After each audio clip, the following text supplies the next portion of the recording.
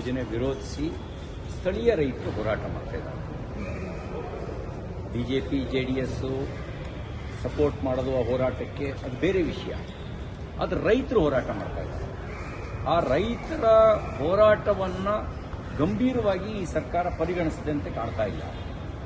ಮಾನ್ಯ ಮುಖ್ಯಮಂತ್ರಿಗಳಿಗೇನು ಅಂದರೆ ಹಠ, ನಾನು ಮಾಡ್ತೀನಿ ಅಂತ ಹೇಳಿದ್ದೀನಿ,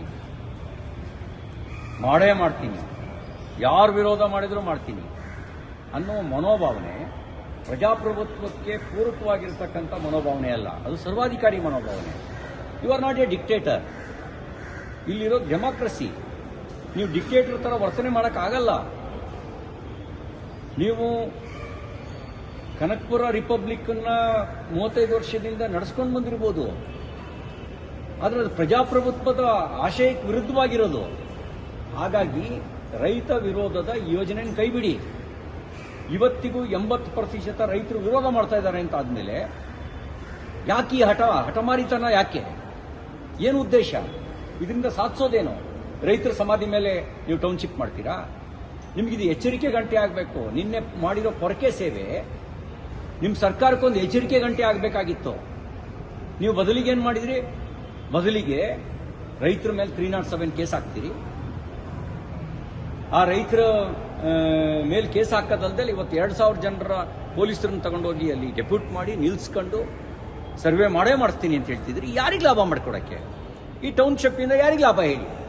ನನಗಿರೋ ಮಾಹಿತಿ ಇದೆ, ಸರ್ಕಾರಿ ಭೂಮಿಯನ್ನು ನೋಟಿಫಿಕೇಶನ್ ಆದಮೇಲೆ ನೀವು 53, 57ನಲ್ಲಿ ಗ್ರಾಂಟ್ ಮಾಡಿ, ಆ ಗ್ರಾಂಟ್ ಮಾಡಿ ಸರ್ಕಾರಿ ಭೂಮಿಗೆ ನಿಮ್ಮ ಬೆಂಬಲಿಗರಿಗೆ ಲಾಭ ಮಾಡ್ಕೊಳ್ಳೋಕೆ ಕೊಟ್ಟಿದ್ದೀರಿ. ಅಂದರೆ ಭೂಮಿ ಸರ್ಕಾರದ್ದು, ನೀವು ಗ್ರಾಂಟ್ ಮಾಡಿದ್ದೀರಿ. ನೀವು ನೋಟಿಫಿಕೇಶನ್ ಆದಮೇಲೆ ಗ್ರಾಂಟ್ ಮಾಡಿದ್ದೇನೆ ಒಂದು ಹಗರಣ. ನೋಟಿಫಿಕೇಶನ್ ಆದಮೇಲೆ ಗ್ರಾಂಟ್ ಮಾಡಿದ್ದೇ ಒಂದು ಹಗರಣ. ಆ ಗ್ರಾಂಟ್ ಮಾಡಿರೋ ಹಗರಣದ ಆ ಭೂಮಿಗೆ ನೀವು ನಿಮ್ಮ ಕಡೆಯವರು GPA ಮಾಡಿಸ್ಕೊಳ್ತೀರಿ. ಸರ್ಕಾರದ ಖಜಾನೆಯಿಂದ ಹಣ ಹೋಗುತ್ತೆ ಅವರಿಗೆ. ಈ ಥರದ ಹಗರಣ ಮಾಡೋದಕ್ಕೆ ನೀವು ಮುಖ್ಯಮಂತ್ರಿಯಾಗಿದ್ದು ಈ ಹಗರಣ ಮಾಡೋದಕ್ಕ? ಅದಕ್ಕೆ ನಾನು ಹೇಳ್ತಾ ಇದ್ದೀನಿ, ನೀವು ಇನ್ನೂ 1 ತಿಂಗಳು ಪೂರ್ಣಗೊಳಿಸಿದಿರಿ. ನಿಮ್ಮ ಮೇಲೆ ಆಪಾದನೆ ಮಾಡೋಕ್ಕೆ ನಮ್ಗೆ ಇಷ್ಟ ಇಲ್ಲ. ಆದರೆ ನೀವು ಯಾಕೆ ಈ ಹಠಮಾರಿ ಧೋರಣೆ ತೋರಿಸ್ತಾ ಇದ್ದೀರಿ? ಈ ಹಠಮಾರಿ ಧೋರಣೆಯನ್ನು ಕೈಬಿಡಿ. ರೈತರ ಮನೋಭಾವನೆಯನ್ನು ಅರ್ಥ ಮಾಡ್ಕೊಳ್ಳಿ. ರೈತ ಮಹಿಳೆಯರು ಪೊರಕೆ ಸೇವೆ ಮಾಡಿರೋದ್ರ ಆಕ್ರೋಶವನ್ನು ನೀವು ಅರ್ಥ ಮಾಡ್ಕೊಳ್ಳಿ. ಅವ್ರು ಒನಕೆ ಹಿಡಿಯಕ್ಕೆ ಮುಂಚೆ ನೀವು ಈ ಟೌನ್ಶಿಪ್ ಕೈಬಿಡಿ. ಅವ್ರು ಒನಕೆ ಹಿಡ್ಕೊಂಡ್ರೆ ಅವತ್ತು ಹೈದರಾಲಿ ಸೈನಿಕರಿಗೆ ಏನು ಗತಿ ಆಯಿತೋ ಆ ಗತಿ ನಿಮಗೆ ಬರಬಾರ್ದು. ಆ ಬರಬಾರ್ದು ಅಂತಿದ್ರೆ ನಿಮಗೆ ಈ ಒಂದು ಯೋಜನೆಯನ್ನು ಕೈಬಿಡಿ.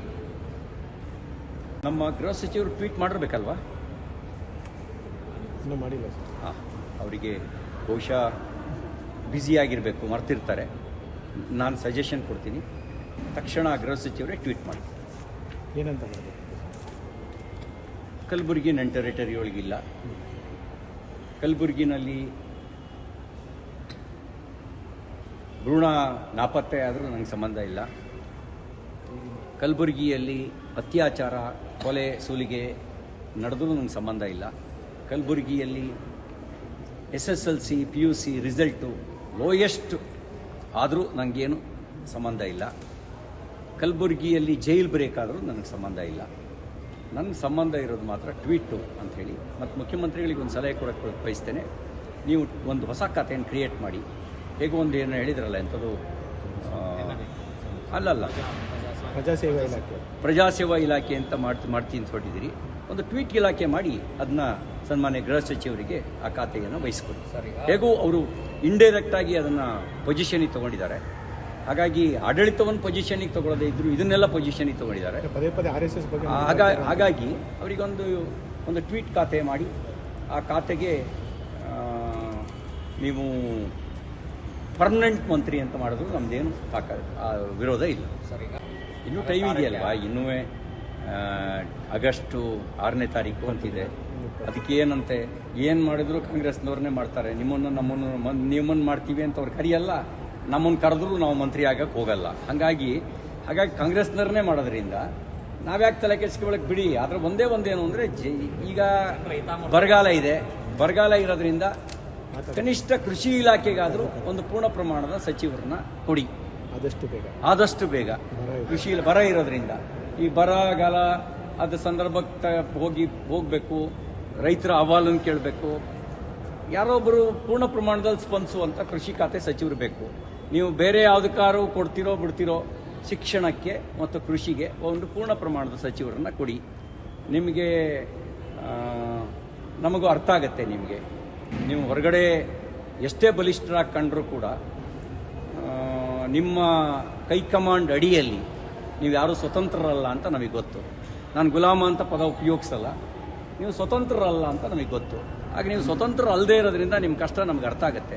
ಹಾಗಾಗಿ ನಾನು ನಿಮಗೆ ವಿನಂತಿ ಮಾಡೋದೇನು ಅಂತ ಹೇಳಿದ್ರೆ, ಒಬ್ಬ ಶಿಕ್ಷಣ ಸಚಿವನನ್ನು ಪೂರ್ಣ ಪ್ರಮಾಣದಲ್ಲಿ ಕೊಡಿ, ಒಬ್ಬ ಕೃಷಿ ಸಚಿವರನ್ನ ಪೂರ್ಣ ಪ್ರಮಾಣದಲ್ಲಿ ಕೊಡಿ. ಉಳಿದಿದ್ದು ನಿಮ್ಮ ಅರ್ಜಿಗೆ ಬಿಟ್ಟಿದ್ದು, ನಾವು ಅದಕ್ಕೆ ಇನ್ನೇನು ಹೇಳಲ್ಲ. ಈಗ ಏನಂದರೆ ಮಂಗನ ಕಾಯಿಲೆ ಒಂದು ಕಾಲದಲ್ಲಿ ತೀವ್ರ ಸ್ವರೂಪವನ್ನು ತೀರ್ಥಹಳ್ಳಿ, ಶೃಂಗೇರಿ, ಚಿಕ್ಕಮಗಳೂರು ಈ ಭಾಗದಲ್ಲಿ, ಒಂದು ಸೊರಬ, ಸಾಗರ ಭಾಗದಲ್ಲಿ ದೊಡ್ಡ ಪ್ರಮಾಣದಲ್ಲಿ ಇತ್ತು. ಈಗ ಆ ಪ್ರಮಾಣದಲ್ಲಿ ಇಲ್ಲ. ಆದರೂ ಎಚ್ಚರಿಕೆ ವಹಿಸಿರೋದು ತಪ್ಪು ಅಂತ ನಾನು ಭಾವಿಸೋದಿಲ್ಲ. ಈ ಮೊದಲ ಆರತಿ ಮಹಾರಾಜರ ಕಾಲದಲ್ಲಿ ಮಹಾರಾಜರಿಗೆ ಸಲ್ತಾ ಇತ್ತು ಅನ್ನೋದನ್ನು ನಾನು ಕೇಳಿದ್ದೇನೆ.